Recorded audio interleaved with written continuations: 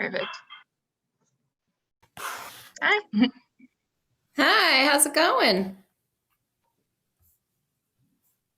Good morning. Okay. I'm just making sure that I'm connected and on here really quick. Well, that is fun. That's good to see you. Good morning. How is everyone? Good morning. Good to see the pup too. Hello. This is Jazzy. Jazzy. Jazzy. Olivia's friend Jazzy. What a good friend. She decided to come and watch today. Oh, that's so good. Okay, I'll be back. You can tell the pup that I have a cat mug. Sorry. Okay. Well, these dogs are very forgiving of cats as long as they don't see them. Oh, yeah. Understandable. Understandable. So how's it going there, Jim? I think it's going okay. I've so far not failed in any of my daily exercises since New Year's. What is this, the third? Yeah, you got 3 days of success. Yeah, gotten it all started, done all of my Swedish lessons and all of my Spanish lessons. Well, that's excellent. So theoretically, I have a brain. Right. We got a Howard and Mary Zoom group. All right, cool. Cool. Where's my face? Where's my face? I don't see your face. Our camera, the camera on our computer doesn't work, or works intermittently. That's why I keep appearing and disappearing, and why I sometimes join on my phone as well as the computer. Understandable. Yes. Cool. Oh, there he goes. I see you. But for how long? They're in and out.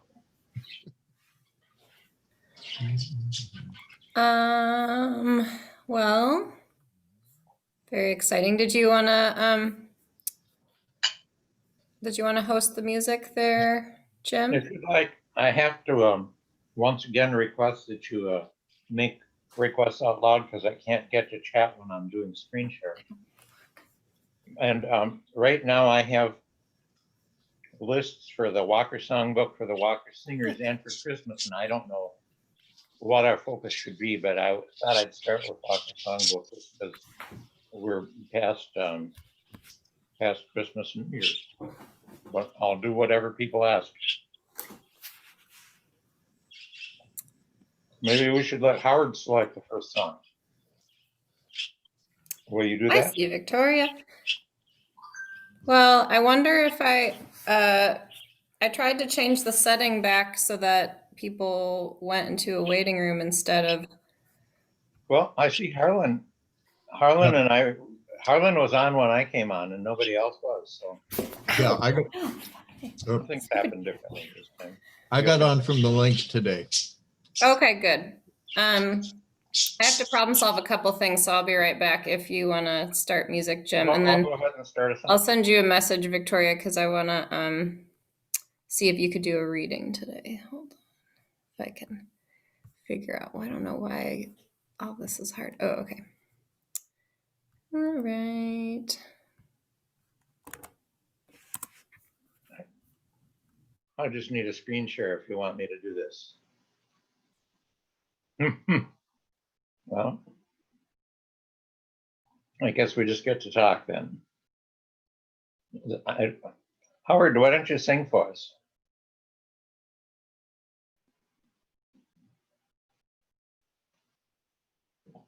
Have to unmute myself.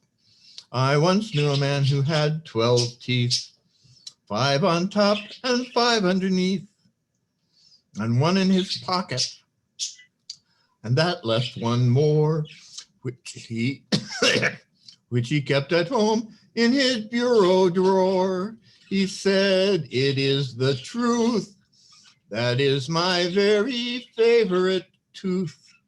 So I keep it safe at home in my bureau drawer." All right. Now you all applaud. Wow. Katie, you didn't give me a screen share, That's a so I doctor. can't play any music. Sorry about that. I will do that real quick. Quick. Oh, I quick. see a tan looking Conrad. All right.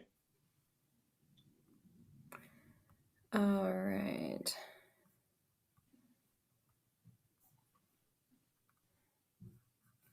Okay, cool. You should be good now. And somebody shout out a request.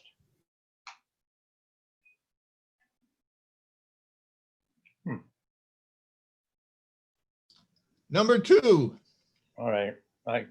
All I need is I still don't have a Just a screen. closer walk with thee. Yep. I still don't have a screen share. Goodness.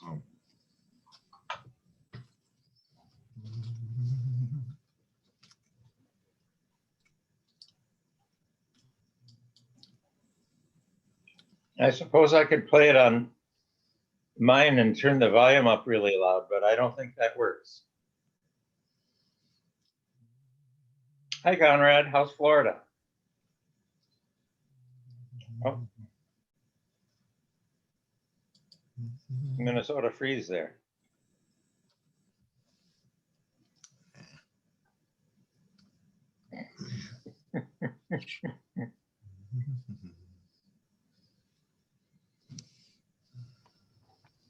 Jim, it might work if you just try to play without the screen share. Well, wait, Well, I can do that. I mean, it looks like I I'll- have an option to screen share, I think. Okay, now I've got it. Never mind. Share computer sound. It's working now.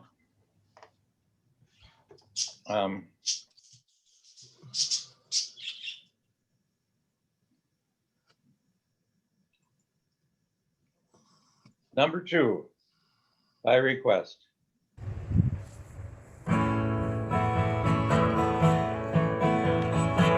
Just closer walk with me.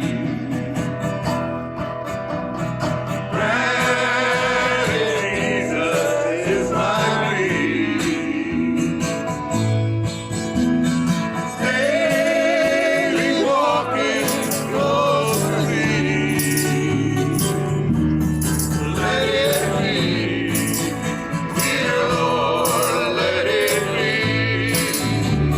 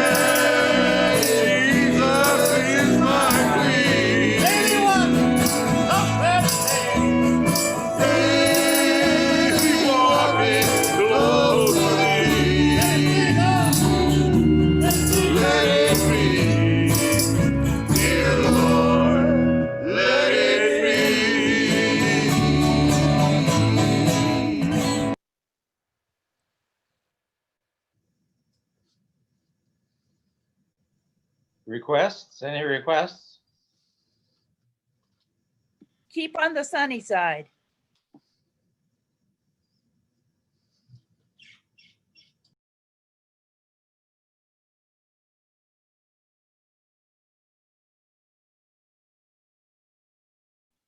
Do you know the number?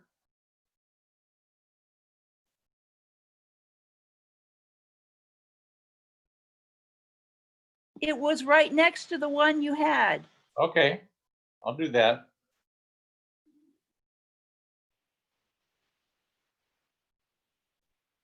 Number 5.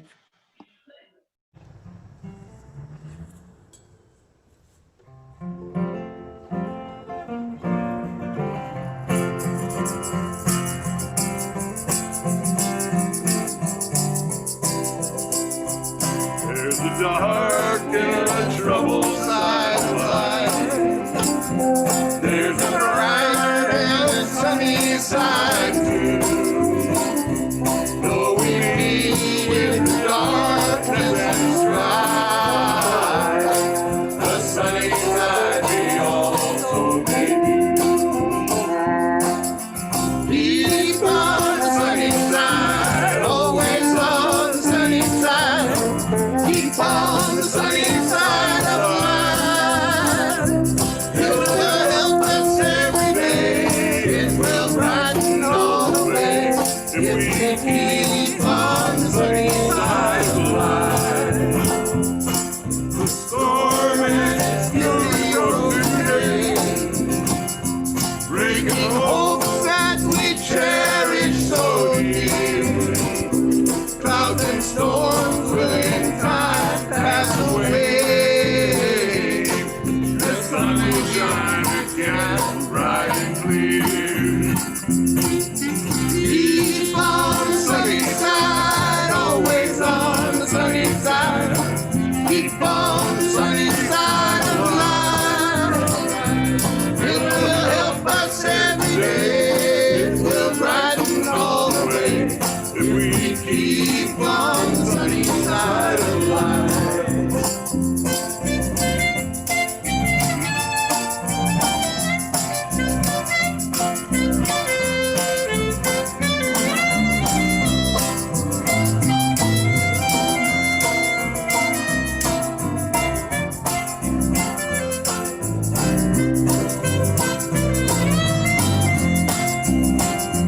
Let us breathe with a song of hope each day. Though the moment be cloudy or fair, let us trust in our Savior always. Keep us everyone in His care. Keep on the sunny side, always on the sunny side. Keep on the sunny side of life. It will help us every day. It will brighten all the way. If we keep on the sunny side of life. If we keep on the sunny side of life.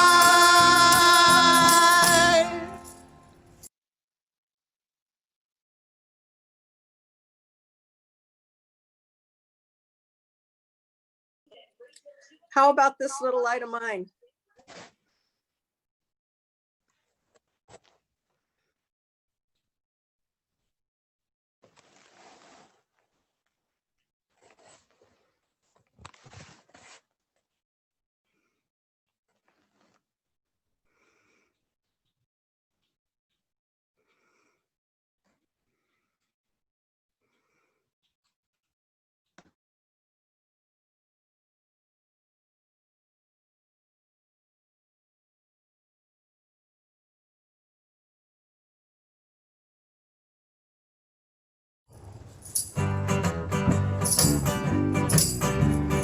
This little light of mine, I'm gonna let it shine. Oh, this little light of mine, I'm gonna let it shine. This little light of mine, I'm gonna let it shine.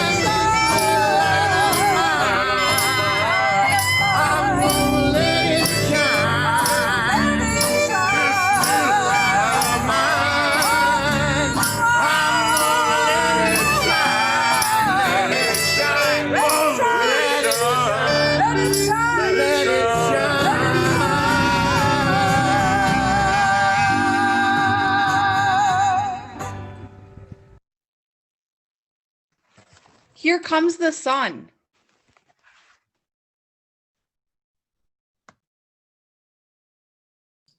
I knew we'd get back to Christian.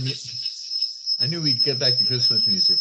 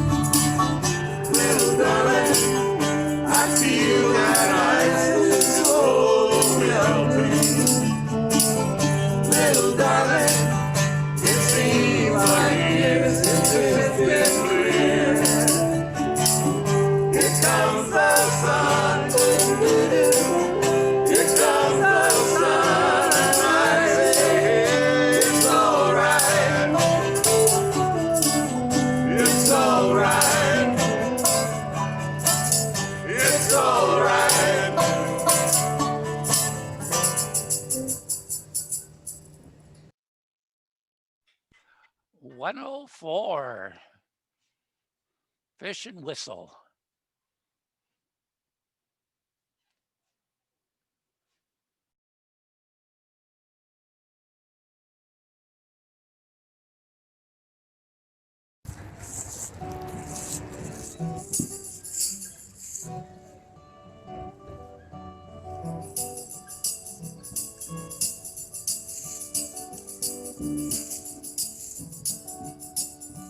I've been thinking lately about the people I meet, the cars on the corner and the hole in the street, the waving ankle dirt with the shoes on the feet, and I wonder if I'm gonna see tomorrow. Father, forgive us for what we must do.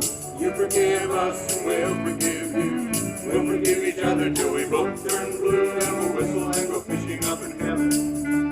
I was in the army, but I never dug a trench. I used to put my knuckles on a monkey wrench. I go to town and drink, give the girls a pinch, but I don't think they ever even notice me. Father, forgive us for what we must do. You forgive us and we'll forgive you. We'll forgive each other till we both turn blue, and we'll whistle and go fishing up in heaven. Fishing and whistle, whistle and fish. Eat everything that they put on your dish. And when we get through, we make a big wish, and we never have to do this again. Father, forgive us for what we must do. You forgive us and we'll forgive you. We'll forgive each other till we both turn blue, then we'll whistle and go fishing up in heaven. Whistlers.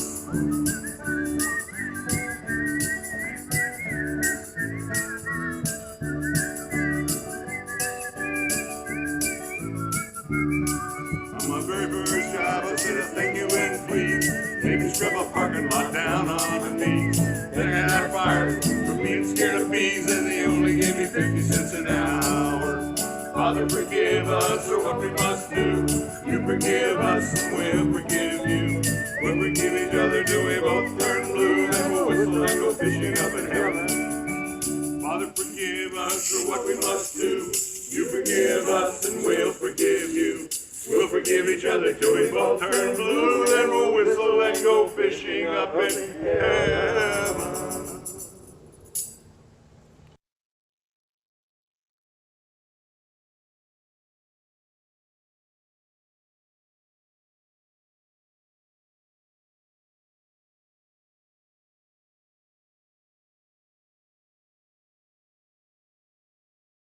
About 107, I saw the light.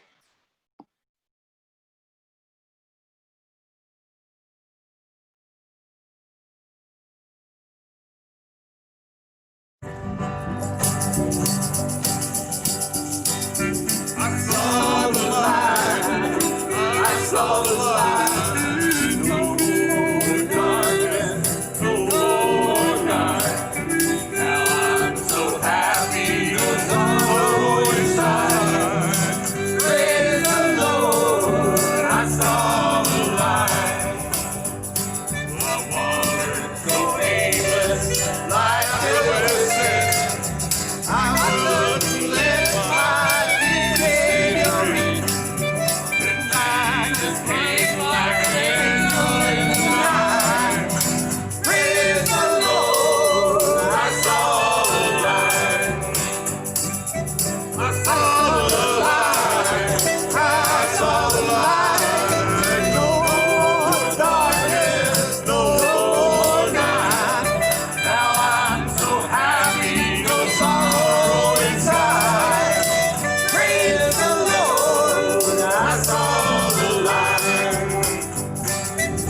Just like a blind man, I wandered alone. We waited to be like 24 miles. And like a blind man, that God came back inside.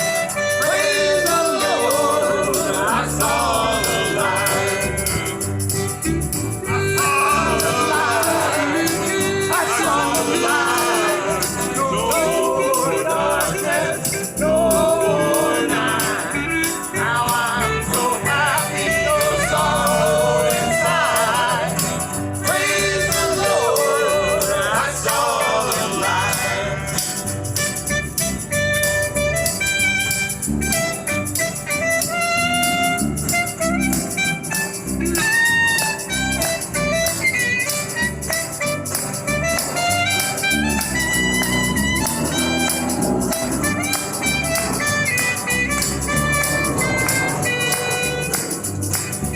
I was a fool to wander and stray, for straight is the gate and the narrow the way.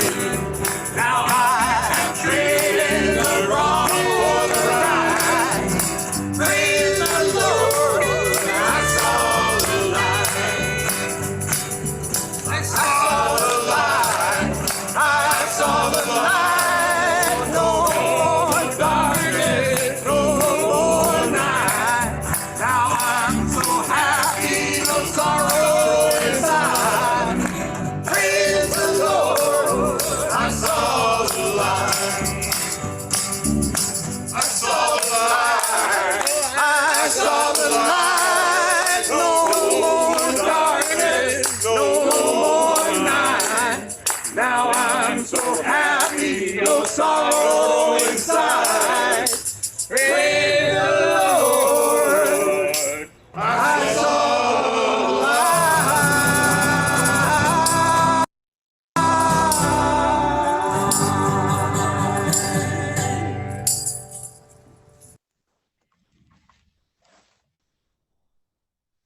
Could we hear We Three Kings?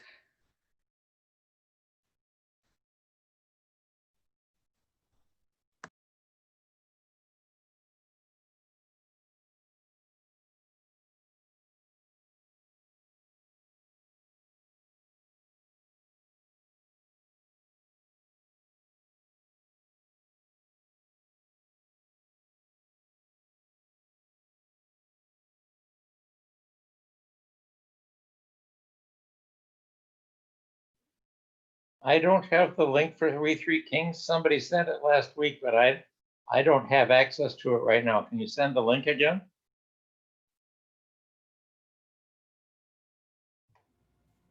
I can look for the link and try to send it. Okay, let's play another song while you're doing that.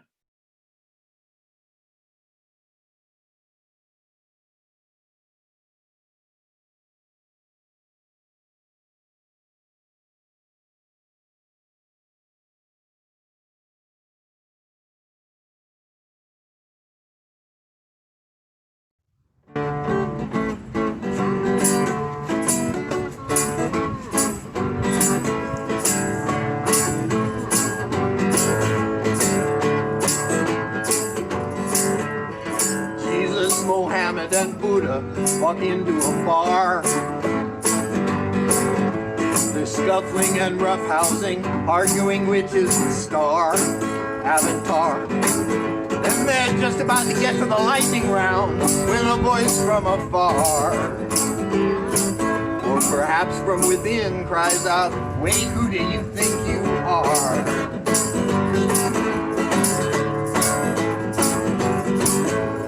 God is whatever you need God to be. God is bigger than you, smarter than me.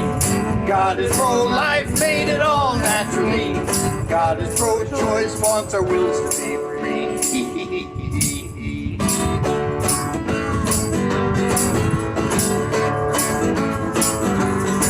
Now the Father, the Son, and the Ghost dawdled under a tree. The Ghost said, "We've got so much in common, why can't we just agree?" The Father said, "Speak not unrighteousness, or thou'lt better flee." The Son said, "Oh, don't talk like that, Daddy, that's so BC."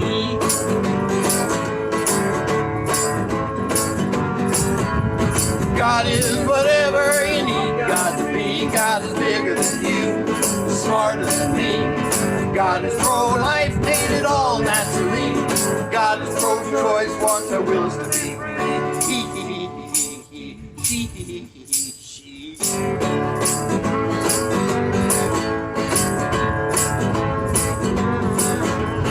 God is a Lutheran, a Baptist, a Papist. God will put on any costume to save us, sending us love like a breeze, blowing into the gloom and the mist. God is a Wiccan, a Sikh, a Baha'i. God can do anything except hate or lie. Push comes to shove, God is even a secular humanist. God is whatever you need God to be.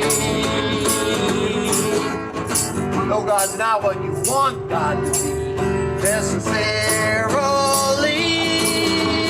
God is whatever you need God to be. God is bigger than you, smarter than me. God is pro-life, made it all naturally. God is pro-choice, wants our wills to be free.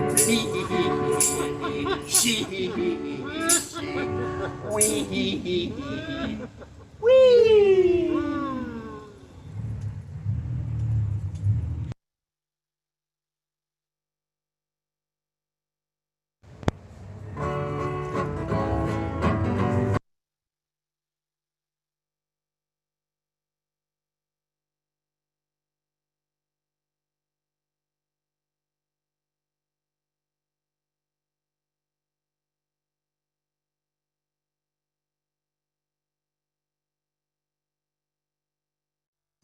Well, we're at time, I think. Couple minutes after 11. So it's good to see everybody. My cat right now, I have to keep a pet toy with me because my cat is going to attack me if I don't play with her while we're doing the service. So it's good to see everybody. I'm grateful to be with you. Welcome to Walker Church, where our mission is to nurture spirituality, build caring community, and work courageously for peace with justice and mercy. So blessed be to each and every one of you. I hope that this last week of holiday or New Year's Day and Christmas Day and all these things, or just, I hope that they were a good energy, a good holiday for you. If they weren't, I hope that at least maybe you had a day where there were less people bugging you and texting you and things like that. You know, I mean, sometimes holidays, if you're not feeling in the holiday spirit, at least you get left alone a little bit. So I hope all these things were good and joyful for you, and that you were maybe able to participate in the Walker Christmas Eve service. If you want to watch that, you can find it on Facebook. You can ask me to send you the link if you like. And we'll have lots more to say about all these things, but want to invite Al, if he's so willing, to invoke the energies of the universe for us and center us this morning. Welcome here, my relatives. Welcome here where we are all gathered above this molten-hearted Gaia. We're on Gaia. Let that connection go down, and as that's settling, as your feet are on the ground, take stock of where the sun rises in your east. We're all in different directions. And welcome here, where we are all also together in this glory of soul. And here where we are in the reflected light of Luna. Here where we are between the Southern Cross and Polaris. And here where we are always supported and buoyed and permeated by this all-consuming great mystery from which pours an endless ocean of discoveries washing at our footprints as we walk along its shore. And every so often we turn and we look at the path that we've walked along that shore and can note that some of our footprints remain and some are not there. It's a great joy to welcome in not 2020 with y'all, this extraordinary community of glowing light coming out of each of your eyes, from that space behind your eyes where your ineffable spirit resides, and where we are all one. Namaste. Namaste, Alan. Thank you. So I'm going to, continuing in the spirit of centering, I have from John O'Donohue, a blessing for the new year. On the day when the weight deadens on your shoulders and you stumble, may the clay dance to balance you. And when your eyes freeze behind the gray window and the ghost of loss gets into you, may a flock of colors, indigo, red, green, and azure blue, come to awaken in you a meadow of delight. When the canvas frays in the currach of thought and a stain of ocean blackens beneath you, may there come across the waters a path of yellow moonlight to bring you safely home. May the nourishment of the earth be yours. May the clarity of light be yours. May the fluency of the ocean be yours. May the protection of the ancestors be yours. And so may a slow wind work these words of love around you, an invisible cloak to mind your life. So what is it you're bringing to this gathering this morning? What is it that's on your hearts and minds? What are the things you're feeling joyful about? What are the things that you're struggling with this morning on this first New Year Sunday? You can type it if you like. And good to see Aaron here this morning. Good to see all of you here this morning. Joy, bringing joy that it's 2021. Yes. Anyone else cry on the last day of 2020? Just thinking about how heavy the year was. Yes. What else are we bringing this morning? Well, I'm happy to be here.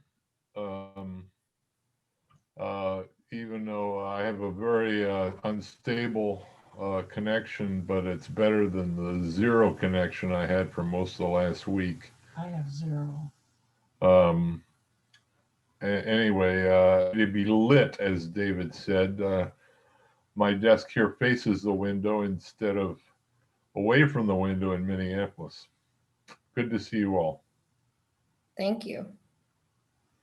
Thank you. We're glad to see you too. You all look well down in Florida.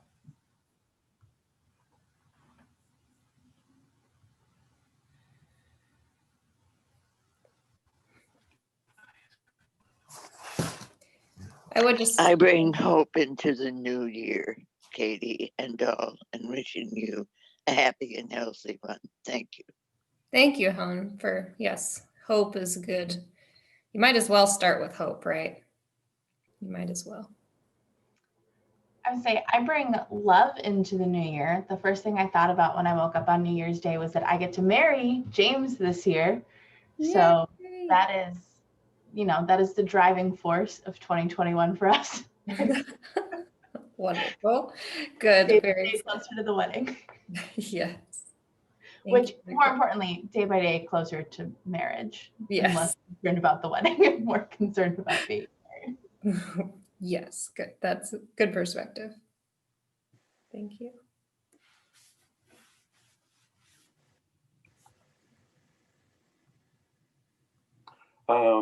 I could share that we have some good news for the Urban Farm Project in East Phillips, that our vice chairperson of the city council, Andrea Jenkins, has supporting us, and we're able to share that. There's a blog called South Minneapolis Blog Spot, something like that, that I'll have to type in, that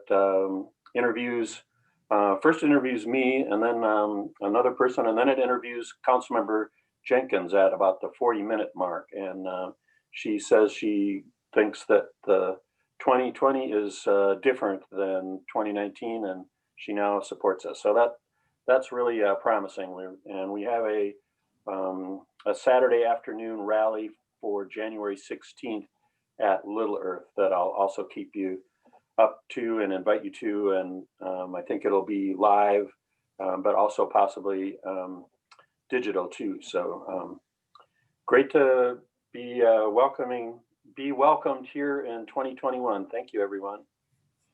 Awesome. Still want to get a sign from you, Steve. Oh, Alan, I'm so sorry. Yes, I should be able to. Maybe I'll do that later today. That's. I'm really sorry. I forgot all about that. Easy and anyone peasy. wants one.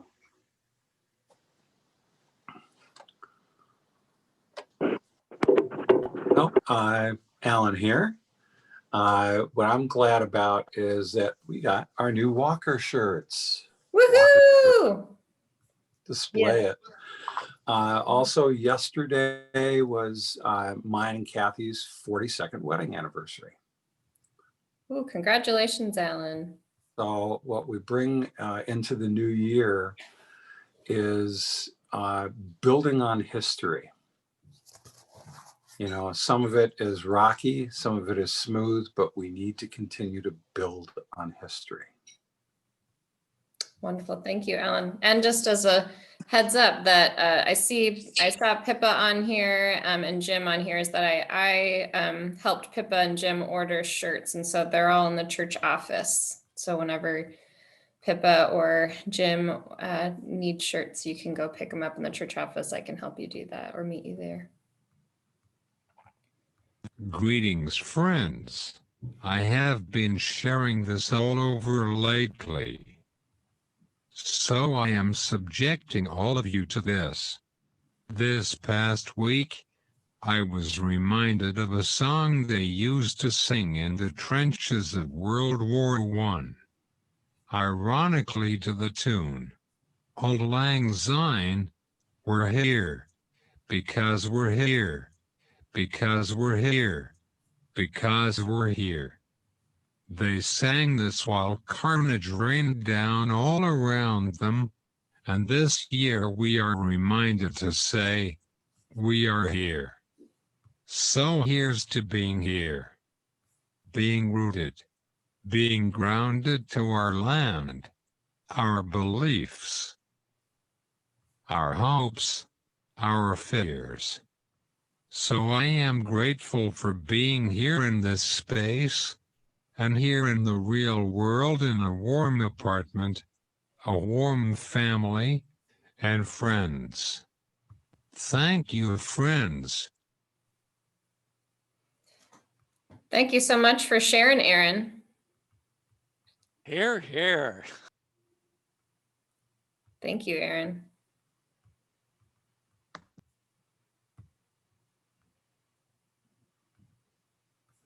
I guess I have a few things that I'm working on this year. I'm trying to grow in my professional career, and then I'm also turning 30 this year. Woo! So yes. Very exciting. So that seems kind of exciting to me. And just wanting to do more in my community. That's one of my goals for this year. Awesome. Thank you, Natalie. That's awesome. 30 is good. Good stuff.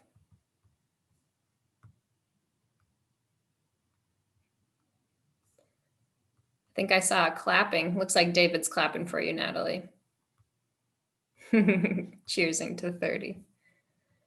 And goodness, Mary, is that a 2021 banner you got going on there? That's pretty cool. Shiny. That's where we should have had our New Year's party. Excellent. Well, you're welcome. People are welcome to continue to type in and things, what they're wanting to share or what they're thinking about this morning. I know sometimes it takes a little bit to think about what it is you're bringing to this space. That's why it's helpful to have, that's why we gather at all, is to practice grounding yourself. Sometimes it takes more than just a minute or a couple minutes or even an hour a week to recenter and ground yourself into a space. But it is this morning. I just first wanted to name one thing on my heart this morning, is that the death of Dalal Id, who was killed over on 36th and Cedar at the Holiday Station right in our neighborhood, right down the street from Walker Church. There has been, it's the first local death by a police officer since George Floyd was killed. And I know that there's a protest today at 2 p.m. I also know that I hadn't really engaged with it because of the holidays the last couple of days. And I know that, like in every situation, there's always so many complications. But I will say that in reading more deeply on whatever happened at the Holiday Station, there were some other behaviors and things that happened, specifically in how the officers told the family that they first searched the house and bound the family's hands behind their back before telling them that their son had been killed. And so I think I'm feeling that heaviness this morning. And I don't know if I'll be out there at 2 p.m. or not, but I just want to send energy to all those who are gathering, especially CAIR Minnesota, CAIR, which is interesting because Olivia, you were just saying, instead of a resolution setting a New Year's theme for 2021, CAIR, C-A-R-E, and CAIR Minnesota, C-A-I-R. Oops, I just sent that to Aaron, not to the whole group. Sorry, Aaron. But is where to get more information if you want about that, and just thinking about that organization and just the pain going into this new year, feeling that the pain that our neighborhood is continually grieving the treatment of Somali people and Black people by police officers, and our damaged relationships between the government and police with our community, and prayers and hopes that this year we might move in a direction of healing, move in a direction of hope and mutual care for each other in ways that we can create a sense of safety for one another.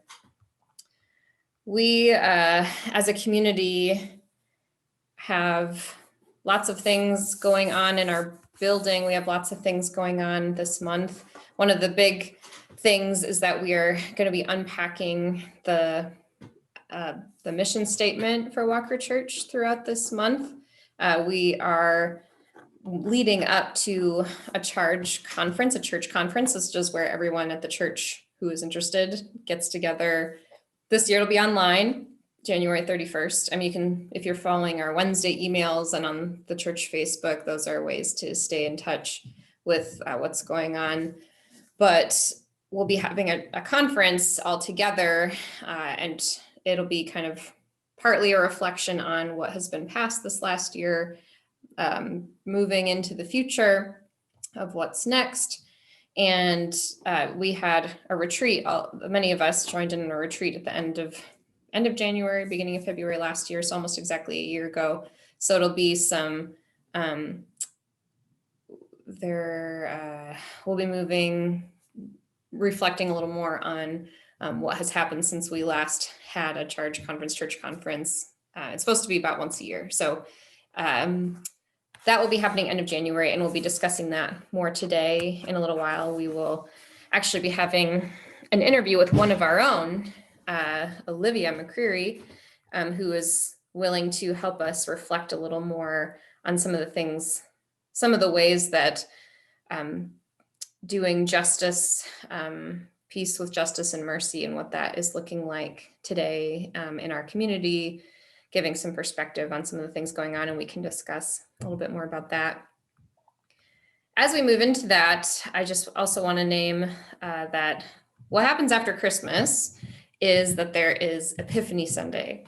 So we're celebrating Epiphany Sunday. I think technically in the liturgical calendar, it's on Wednesday or something, but we're celebrating Epiphany Sunday today, which is when Jesus is brought before the three kings, the Magi. Fun fact, nobody knows how many kings there actually were, but there are three gifts that are given to Jesus: gold, frankincense, and myrrh. And there's actually a story or a poem about this story, which we'll read this morning kind of instead of the scripture. I like the idea of Epiphany and how this lines up with this whole month of exploration of who we are as Walker Church, getting it back into our mission statement, which is on the back of those lovely t-shirts, and regrounding in that mission statement and unpacking what does it actually mean for us and what will it mean for us in 2021. The word epiphany is not just about, if you do capital E epiphany, it's about Jesus coming before the non-Jewish people, being presented to these astrologers, these Magi people. But if you just use the word epiphany by itself, like I've had an epiphany, that word is more about revelation and coming back to the center, to the heart of what is, coming back to what is essential, of realizing what's essential, realizing what is, realizing what's true and good and centering in a situation. Having an epiphany is to come back and realize what still matters. So I'm going to have Victoria read the poem. It's a T.S. Eliot's rendition of this, of the three wise men of the Magi. And we'll hear a song from, who's doing a song? Howard. We'll hear a song from Howard as we celebrate Epiphany this morning. And then we'll have a conversation with Olivia. So, Victoria, your turn. Good morning. All right, so this poem, like Katie said, is by T.S. Eliot, and it is called Journey of the Magi. A cold coming we had of it, just the worst time of the year, for a journey and such a long journey. The ways deep and the weather sharp, the very dead of winter, and the camels galled, sore-footed, refractory, lying down in the melting snow. There were times we regretted the summer palaces on slopes, the terraces, and the silken girls bringing sherbet. Then the camel men cursing and grumbling and running away and wanting their liquor and women, and the night fires going out and the lack of shelters, and the cities hostile and the towns unfriendly, and the villages dirty and charging high prices. A hard time we had of it. At the end, we preferred to travel all night, sleeping in snatches, with the voices singing in our ears, saying, this was all folly. Then at dawn we came down to a temperate valley, wet, below the snow line, smelling of vegetation, with a running stream and a water mill beating the darkness. And 3 trees on the low sky, and an old white horse galloped away in the meadow. Then we came to a tavern with vine leaves over the lintel, 6 hands at an open door, dicing for pieces of silver, and feet kicking the empty wineskins. But there was no information, and so we continued, and arrived at evening, not a moment too soon, finding the place. It was, you may say, satisfactory. All this was a long time ago, I remember, and I would do it again, but set down. This set down, this. Were we led all that way for birth or death? There was a birth, certainly. We had evidence and no doubt. I had seen birth and death, but had thought they were different. This birth was hard and bitter agony for us, like death, our death. We returned to our places, these kingdoms, but no longer at ease here, in the old dispensation, with an alien people clutching their gods. I should be glad of another death.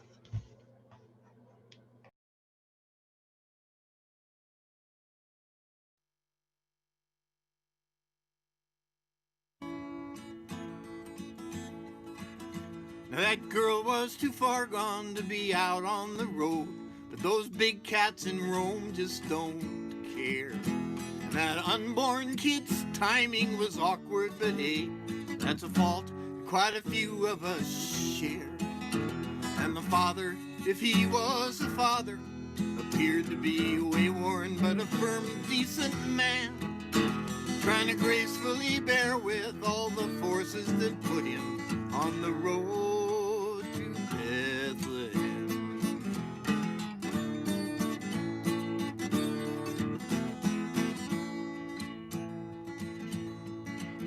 Well, not too far behind them arrived 3 dignitaries, dressed finely with grand Eastern trim. And although they were rich, they looked almost more haggard than that poor startup family had been. As it served one, his eyes lit with deep hidden hope, like he'd known but never thought until then that the road to his star's end might turn out to be only the road to Bethlehem. Now I hear lots of talk that some new world's arriving, this old one's showing cracks like some old misused wineskin. And I got a strange sense that this whole world's surviving depends on those mad kings and that poor family driving the road to Bethlehem.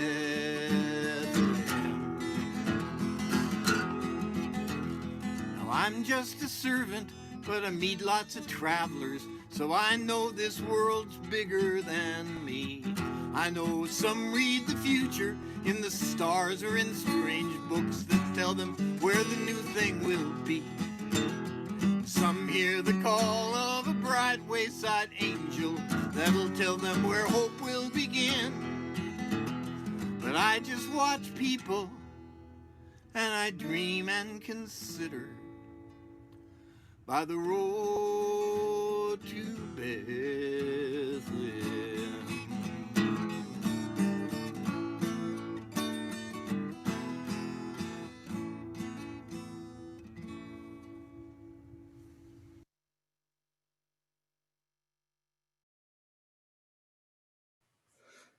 So thanks for reading, Victoria. I love that the T.S. Eliot's version of this, which Howard says, I was thinking of the Eliot poem when I wrote this song. That's awesome. I love that it's sort of this convergence of, was it a birth or was it a death? And kind of similar feeling maybe we have when we turn the corner of a new year, that there's the hope of moving towards the future, but there's also the death of what was before.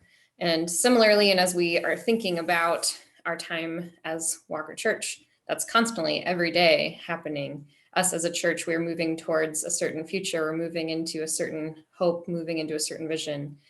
And also everything that was is changing, and there are certain things that are being lost all the time. So this holding of love and hope and grief is not is something that we kind of have to do at the same time. We sort of have to hold both in tension, hold both together in balance. So I'm going to bring forward Olivia now. If I can find you, so then I can double pin you. Hi. So is my volume okay? Can yeah. everyone hear me? Yeah, sounds good to me. And I see thumbs up from other people. Cool. So maybe I'll just briefly say why I was hoping to bring you this morning, Olivia, which is that Olivia recently reached out to the church and is back in town living with their family, and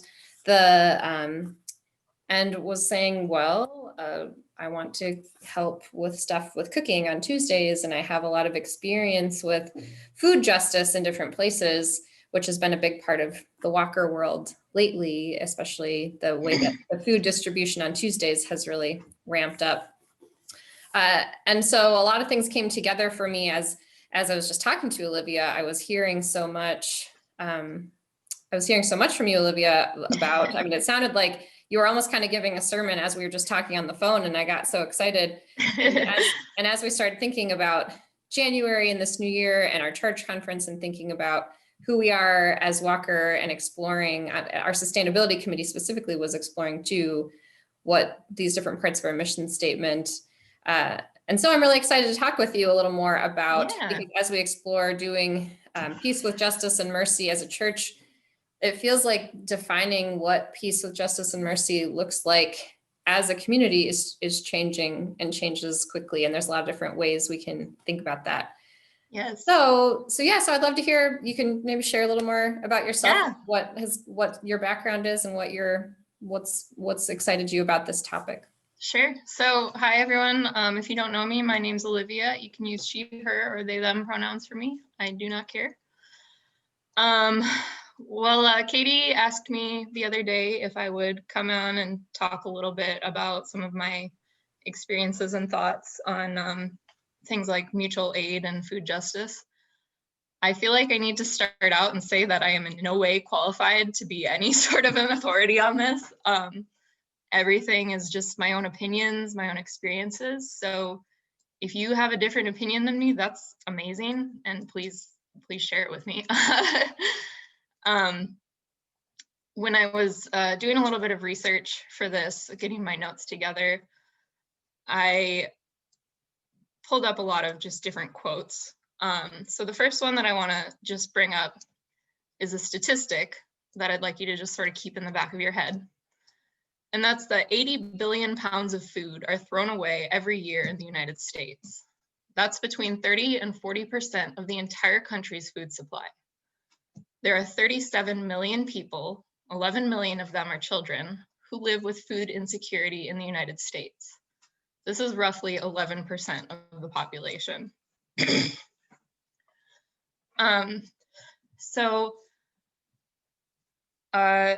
I've been thinking a lot lately about the concept of symbiosis, which is a term in nature. Let me pull it up here.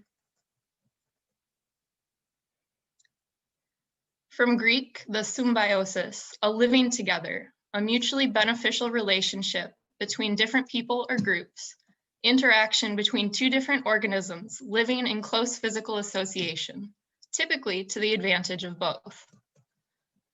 So I really hope today that I can just kind of try to drive home the idea that everything is connected, that separate issues are not necessarily separate from each other, that food justice is climate justice, is social justice. And one more quote. We're going to be a little bit quote heavy today, so bear with me. But this one is from Oliver Thorne, who does Philosophy Tube, his video called Climate Grief. Fish are dying because of global warming. So commercial fish industries are losing money. And if you run a fish business, one of the easiest ways to save money is to pay the fishermen less and make them work in dangerous conditions. Since all the fishing happens at sea, it's hard for anyone to check. But if the crew tells anybody, you're going to have a lawsuit on your hands. So what do? You've got to hire undocumented migrants to go on the boats who can't complain, who can't unionize, or they will be arrested and deported. Some of the conditions in the commercial fishing industry basically meet the definition of modern slavery. So when it comes to fish, climate change, border controls, and labor rights aren't three separate issues. It's one big problem. Now, that can feel really overwhelming and scary to think about how many problems are in the world and how many things are not the way that we wish that they were. But then the positive side of that is that when you work on anything, any type of active resistance, you are fighting part of a much larger battle. So in that sense, food justice and climate justice and social justice are all really connected in that way.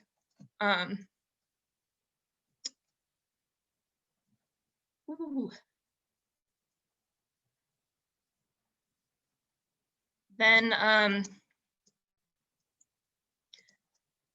want to talk a little bit about the idea of charity and what charity is, because to me that has a lot of negative connotations to it. And the other phrase that I'd like to bring up today is mutual aid. So some of the differences between mutual aid and charity is that mutual aid is done by a community, whereas charity is something that's done to a community. Mutual aid is practiced by people who are collaborating within a community to help improve the overall conditions for each other. Charity is given to people conditionally, only to those who are deemed worthy, and often centers around the generosity of the donors. Which brings us to another interesting point. In mutual aid, we're recognizing that everyone does have something to offer, whereas in charity, we're sort of leaning into the idea that there are haves and have-nots, and it gives this sort of like giver and receiver dynamic. Mutual aid is going to question why there are people who are starving when there's more than enough food to go around. Charity is going to tell those people that it's their fault for being poor. So just some examples of mutual aid are like dinner swaps. Maybe once a week you make dinner for another family, and then another day of the week they make dinner for you. So you guys are both feeding each other, but you're taking the burden off of each other's shoulders. Community gardens where food is grown collectively, where people collaborate together to produce their own food justice and nourishment. Book groups and discussion circles where you help each other learn and grow. So by coming together and by being with these other people in community with them, you yourself are gaining, you're growing. I don't really believe that there is such thing as a selfless act. And I think that we need to sort of leave the concept of altruism in the past. I think that we should look for ways that we benefit from helping other people. And we should also see how other people benefit when they help us. Which again, kind of brings me back to this idea of symbiosis, which is how plants will communicate underneath in their root systems, and they will alert each other when there's a danger or something nearby. And it's just by the act of their existence, they're finding a way to be mutually beneficial and look out for each other. And we are organic beings, thus our communities are also organic and naturally occurring. We must seek a state of symbiosis with our surroundings, rather than seek a set of rules to follow.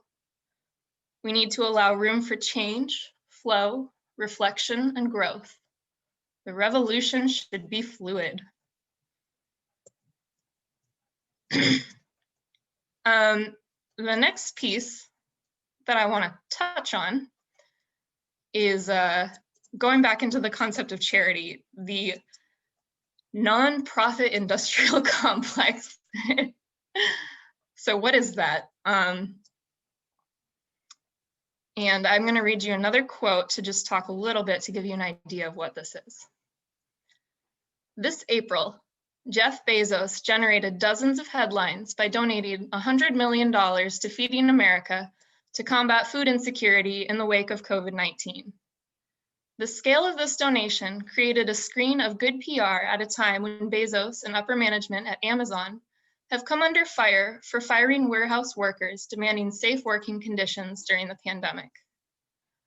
And while $100 million may seem like a large sum, it's only 0.5% of Bezos' total wealth. Bezos may be an extreme example of wealth, but he embodies big philanthropy's norms, rather than an exception. Nonprofits unwittingly become part of a story the wealthy elite use to normalize their wealth and avoid public scrutiny for their role in creating economic inequity. We are taught to see the wealthy's charitable giving as proof of their moral character, instead of wondering how they came to have so much money in the first place. Even when massive donations happen outside the public eye, there is a financial benefit for the wealthy. To incentivize giving, both individual donations to charities and giving to private foundations are tax deductible. While this is meant to spur support for organizations serving the public good, it comes with unintended consequences. First, it establishes private foundations as a legal way for the wealthy to avoid paying taxes on large chunks of their wealth. This effectively guts revenue for public social services for working class people, a trend that's persisted for 4 decades. Second, it facilitates further wealth accumulation for the rich. In the United States, foundations are legally required to give away 5% of their assets annually in order to ensure they are active in charitable giving. However, they rarely choose to exceed this 5%, instead investing the vast majority of their endowment in the stock market and growing their assets without ever giving a substantial share to charities. The reality is that philanthropy is a system that allows rich people to maintain control of their wealth, explains Dean Spade, activist and founder of the Sylvia Rivera Law Project. Instead of having it be taxed, they can put it into a foundation, which is still a bank account that they get to control what happens to. And that was from Sidra Morgan Montoya, the Nonprofit Industrial Complex 101.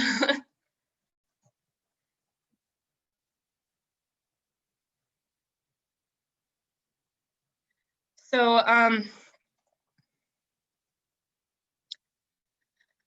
one other important piece to think about in this is the concept of white saviorism. And again, this is something that I believe requires a lot of personal reflection.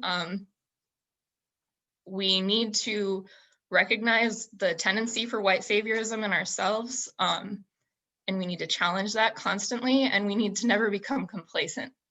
The term white saviorism refers to an idea in which a white person or white culture rescues people of color from their own situation.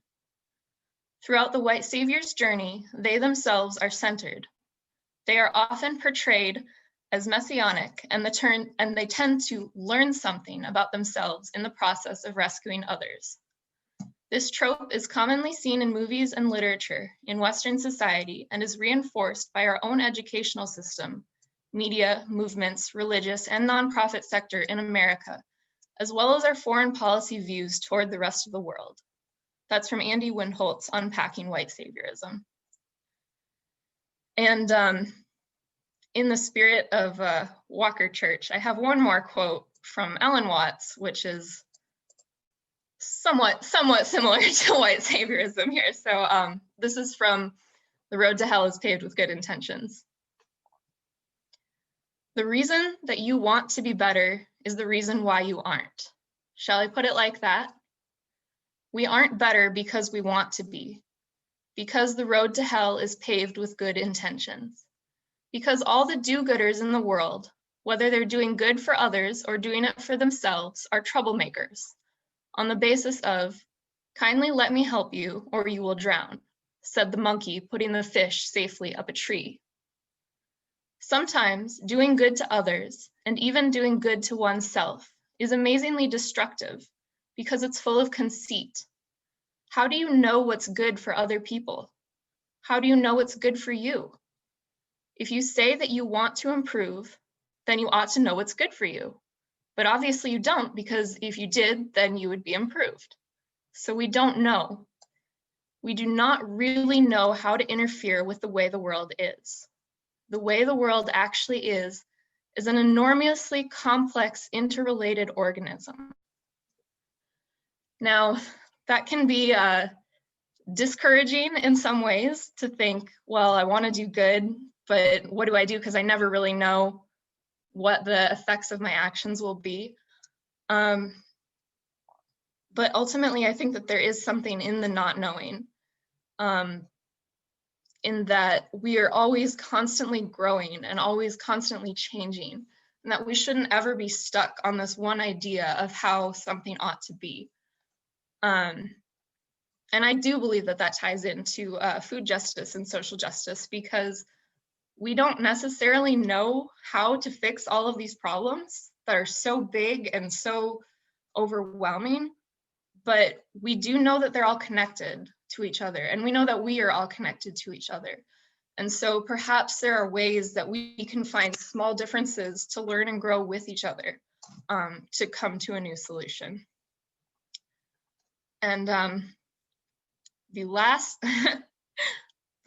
two quotes that I have for you are two different translations of Lao Tzu. The first one is translated by D.C. Lau. This is Lao Tzu 33.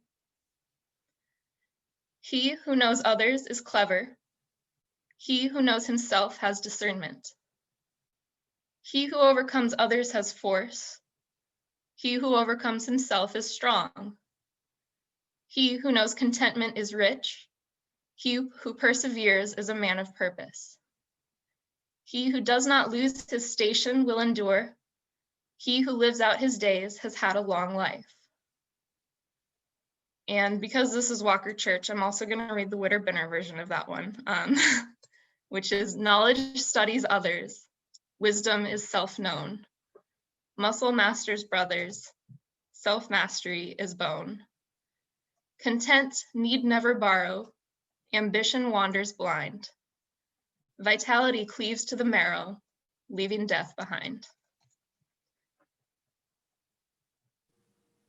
That's all of my notes that I had prepared. So. Thank you so much, Olivia. I'd love, there's a lot of content there, and I know that we'll be unpacking it over time, but I'd love to know if there's people who have specific other questions for you or other comments they want to lift up, because I know that there's plenty I could ask you to follow up on, but I want to also open and see what else if people have other questions or thoughts. I really loved that distinction between charity and mutual aid. And I think charity is something a lot of churches pride themselves on. Like, oh, we have this giant food pantry, look, whatever. But there is this idea of like the people who are getting something have to do something for it. They have to be worthy of it. Or like these schools that have set up like, oh, if kids do a volunteer hour, then they get to come in and get food. Like if people need food, they shouldn't be needing to have that sort of energy exchange. So I think that that's a very helpful distinction, and I really appreciate that. And I'll bring that to my fellow classmates in seminary. Precisely. I think that that's really important. And I guess to give a little bit of context, some of my disillusionment with the nonprofit sector is that I spent a grand total of 1 whole month working at a homeless shelter in Evansville. That was how long I could stand that job. And this was after having some experience with doing a Food Not Jails, which was an entirely grassroots food share project. And to me, it was really an eye-opening experience to see the difference in just the way that people were treated. Because this shelter, like it felt like a jail. Like it felt like they just wanted security guards and they wanted people to behave in a certain way and to conform to a certain standard. And it was so incredibly uncomfortable for me because I feel so like, you know, I barely even know what's good for myself. How can I possibly know what anyone else should act like or shouldn't act like, you know, because this is something that I'm always constantly learning. So I think that as soon as we get to a point where we try to start telling someone that in order to receive aid, they must do this, this, and this, like we're just, you know, it's like you're chasing your own tail, you know, you're shooting yourself in the foot, like. Yeah. I just wanted to say that I thought you did a really, really good job. I mean, within 15 minutes, you covered so much, and there is so much that we can think about, and discussion on all of these different topics would be great. Thank you. And I know that I just threw a lot of information at everyone. Katie, I emailed you a copy of my notes, which has links to all of the people that I've quoted and everything. So if anyone wants a written version of these, you are welcome to it. Yeah, definitely. And I see another comment on here from Benita, another thank you for you, Olivia, and appreciating that, talking about white saviorism. I think partly why I was so excited to have you share is partly because you're a child of Walker. And so if you didn't like what she said, Walker, it's your fault for raising her that way. And I think that that's very exciting because I think like the children of the community, not calling you a child, Olivia, but just saying like those who, you know, I mean, the evidence of what is happening in a church and where the direction of the future of a community is, seeing like, what are our kids, our youth, our young adults, what are they absorbing? What are they seeing in us? That's kind of what I'm planning to, throughout this whole month, we're going to be interviewing and having conversations with some of the mutual aid communities that are in Walker and using the Walker space right now and partnering with Walker. I'm going to be sending out some surveys and questionnaires for people who've been interacting with Walker this year to just have I'm calling it Walker 360, where we're seeing, not just giving a self-evaluation of like, what are we doing, but what do other people see us doing? And that, because that matters just as much as, I mean, a group could really think they're living into their mission statement. And then if nobody agrees from the outside, then that really speaks something. So I appreciate just the identity of who you are, Olivia, and that this is the experience you're having and this is what you're learning. And I also think as we unpack our mission of like peace with justice and mercy, I think in our sustainability group, there was a bit of a discussion about the difference between charity and social justice, and thinking of like, well, is Walker a community that through our Tuesday meals and things, is that charity, is that social justice, is that systemic change? And kind of what I'm hearing you say is this mutual aid idea is sort of overlaps Venn diagrams with both like systemic change and some of the benefits the work of systemic change, and but also might appear to look similar to certain charity work. And what I wrote down, kind of based on what I was hearing you say, is that it's not just what you do, it's not just how you do it, but it's like mutual aid seems like it is acknowledging that what you do matters, how you do it matters, and who does it matters, right? So it's not just like, it's not just like, oh, that you're giving or serving in a certain way. It's not just like how and what you're giving. It also is like, who is doing the work? If it ends up being all white people in a Black community, like you could be doing the most interesting, perfect looking work, but it's still not reflecting the community in some way. So I appreciate that's kind of what I was thinking about based on what you were saying. And I think that's a really important distinction too, because there is ultimately such a difference between doing something for other people or this group that you perceive as other, and doing something for a group that you consider yourself a part of. And so I think that really is, to me, what community is about, is thinking about what is my relationship to the world around me?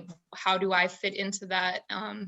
How do I benefit from that? How can I help other people benefit from it? Mm-hmm. And I actually have one more thing that I didn't read out loud. This is something that I wrote on an Instagram page for one of our food shares in Evansville. Sharing food with each other as an act of defiance. We defy the notion that we must police each other to stay safe. We defy the narrative that only some of us deserve shelter, care, and food security. Capitalism is oppressive. We must work together to build a world outside of those who profit off of the sweat and blood of the marginalized and the poor. That's about all I got. Thank you for that. Natalie, were you intentionally raising your hand? I know sometimes we have accidental hand raisers here. Okay. Yes, this time was on purpose. I just want to say too about the food share, and I haven't been very, I guess, constant with coming to it just because of my work and how the hours line up and everything. But it seems that we as a community also benefit from it. When I was there, I got to take a bag full of food, which was, and I know that, other people from Walker can benefit from it too. So it really, I think it is the kind of the epitome of mutual aid, if we can benefit from it as well as our larger community. I love so much that you just said that, because that's really a huge deal. I think recognizing that, if you give somebody something that's a physical thing, even if they don't give you anything physical in return, you are always going to be receiving something. You are receiving the experience of connection, the experience of connecting to another person. And so I do think that is one of the most important distinctions between mutual aid and charity is, do you view yourself as being, an altruist and only giving away, or do you realize that you are also getting something by doing this and by participating in it? So thank you for saying what you did. I think it's always easier for the person who's giving, always. And I think we need to remember that and be grateful for that opportunity. It's so hard to ask for help, more for some of us than others. And to receive help is really challenging for a lot of people. When I happened to be able to come a few times, and remember walking out, I had to run and get some egg cartons or something. And this woman who was standing in line said, "Thank you" to me. And I was like, no, thank you. Because, like when somebody lets you show them some love, that's a huge thing. So anyway, so I'm really grateful for that. Thank you. I see Casey raising her hand. Yeah, as this is playing out, I'm feeling so grateful and proud to have been part of I'm part of the old timers, right? And I was on the building committee, and I can remember us trying to imagine how our building might be used by the community. We knew we wanted to stay there. We talked about doing something else, but anything else would have disbanded our community.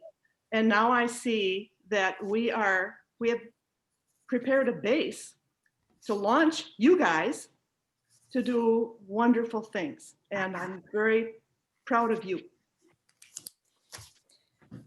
Thank you, Casey. I think I definitely want to, we're running out of time, and I want us, I know that this whole month we're going to be having this conversation. So if we're not to cut people off now, maybe Olivia can come back another week too for further just listening and reflection. I just want to name that I think a big part of this is the humility that comes with hope, which is that hope is a lot of the time saying, I don't know what good is going to come of it, but I hope something will. You can be as strategic as you want, and the things might not be, we don't have control over, but hope, as you were saying, you were dreaming as a building committee and you were hoping things would become what you were dreaming about, and you didn't have a super specific, if you did have specific thoughts, probably none of those actually happened.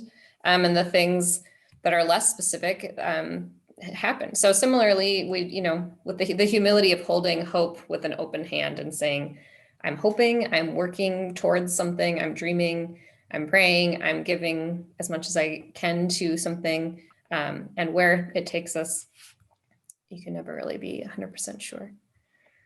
I see one more hand. I don't know whose phone that is. Samsung. Something. Yeah, it's the Pollock from Delano. Is my microphone on? I hear someone. I still don't know who it is, but yeah. It's Dave. Oh, Dave. Okay. So I just discovered the new tool of being. Oh, we lost your sound, Dave. On his phone, and we lost the sound. Well, Okay. I hear you now, but it's just kind of cutting in and out. So if you can make it brief, just so Okay. that Sure. Just it was great to hear you guys. I mean, I feel like I'm frozen on a different planet, little cubicles, and sharing the met. Bless you. I shared a few things today, and I don't know. There's a lot of doubt. There's a lot of questions about how we're going to go forward from here, for sure. Thank you. Well, before But we, it's very positive. yes, I'm optimistic, by the way. that's good. That is exciting and good. Thank you so much again, Olivia. I'm excited for us to keep talking to you, and so grateful for your notes and prepared your thoughts. Thank you for giving me the chance to talk on this. And I was really nervous, but I'm glad that I did. So thank you everyone Olivia, for listening to me. Of course. You're going to come here. Before we send off with our Three Kings song, because it is Three Kings Epiphany Sunday, of course, is there anyone who has birthdays or things they need to shout out? Let me see if I can see them. Alan and Kathy here, just repeating for those that showed up late. It's yesterday was our 42nd anniversary. Wedding anniversary. Wedding anniversary. Wedding anniversary. Yes, wonderful. And congratulations to that. We're both wearing Walker shirts. And you both got your Walker shirts on. Wonderful. Thank you, Olivia. I appreciated your words so much today. Thank you. Yeah, I just want to shout out a couple of things. Just responding to your words, Olivia, which were, so I don't know. I don't have words for them. But we are continuing to have a Wednesday evening at 7 racial justice Zoom group that, I know you mentioned some things about white saviorism, and, I think everybody at Walker is still invited to be part of that Zoom group. And Jennifer Gonstrom is the official host.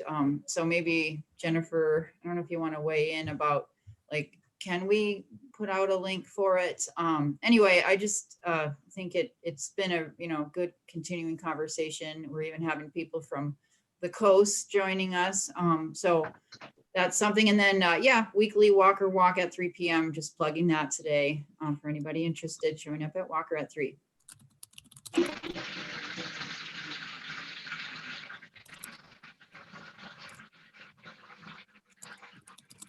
Awesome. Thank you.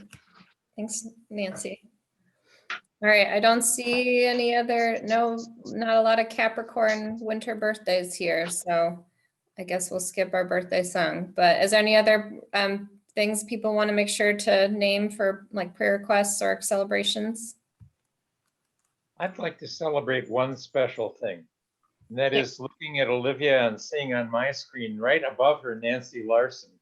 I can remember when Olivia was a baby and Nancy held her in her arms. Oh.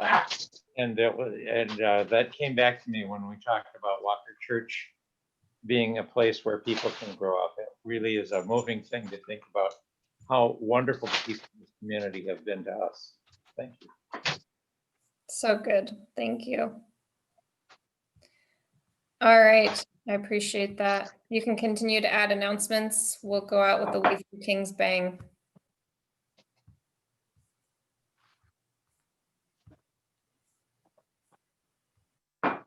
We three kings of Orient are, bearing gifts we traverse afar, field and fountain, moor and mountain, following yonder star.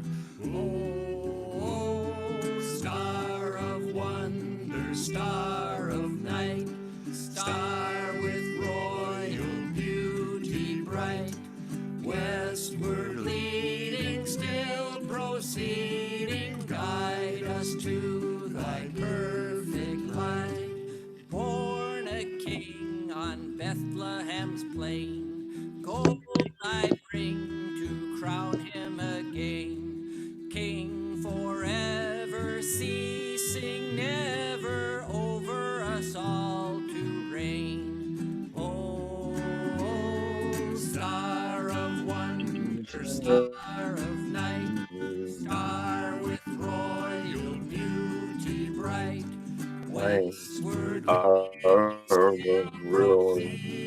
guide us to thy still frankincense to offer have I, incense owns a deity nigh, prayer and praising, and raising, worship him God most high.